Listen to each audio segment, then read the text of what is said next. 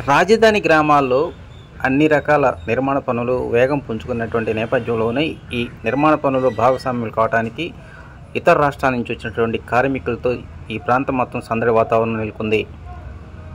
దాదాపు 29 గ్రామాల్లో అన్ని రకాల నిర్మాణ పనులు ఏకకాలంలో మొదలయ్యాయి.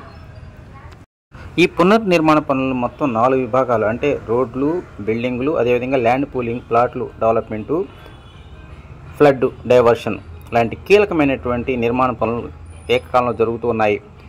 ఇక వివిధ విభాగాల్లో టెండర్లు దక్కించుకున్నటువంటి కాంట్రాక్టర్లు ఈ నిర్మాణ పనుల్లో భాగస్వాములు కావడానికి ఇప్పటికే ఒరిస్సా, వెస్ట్ బెంగాల్, ఛత్తీస్గఢ్, ఒరిస్సా లాంటి రాష్ట్రాల నుంచి పెద్ద సంఖ్యలో వలస కార్మికులను ఇక్కడికి రప్పించారు.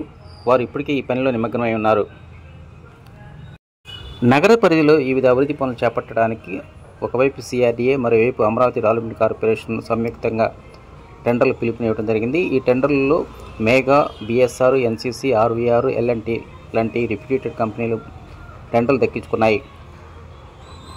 అమరావతిలో ఇప్పటికే దాదాపు రోజుకు సరాసరి 10,000 మంది కార్మికులు 3 విభాగాల్లో పనిచేసినట్టు మంత్రి నారాయణ ఇప్పటికే ప్రకటించారు.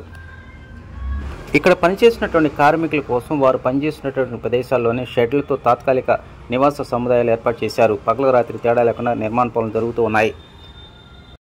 మంగళగిరి మండలం నీరుకొండ దగ్గర నుంచి నవలూరు వరకు, అదేవిధంగా కురగల దగ్గర నుంచి ఎర్రబాలెం వరకు నిర్మాణ పనులు జరుగుతున్నటువంటి రోడ్ నెంబర్ E12, అదేవిధంగా E14 రోడ్లకు ఇరువైపులా మౌలిక సదుపాయాలకు సంబంధించినటువంటి పనులు వేగంగా జరుగుతున్నాయి.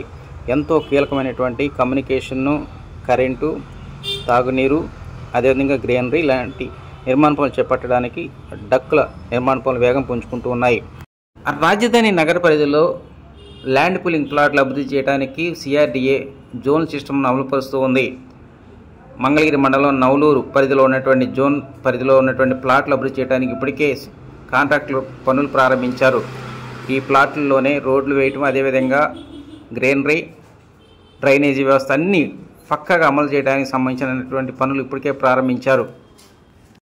మొత్తం 29 గ్రామాల్లో వివిధ జోన్ పరిధిలో ఉన్నటువంటి 4 విభాగాలు, అంటే రోడ్లు, భవనాలు, ల్యాండ్ పూలింగ్ ప్లాట్ల అభివృద్ధితో పాటు కొండవీటి వాగు, పాలవాగు విస్తరణ పనులు ఏకకాలంలో జరుగుతూ ఉన్నాయి.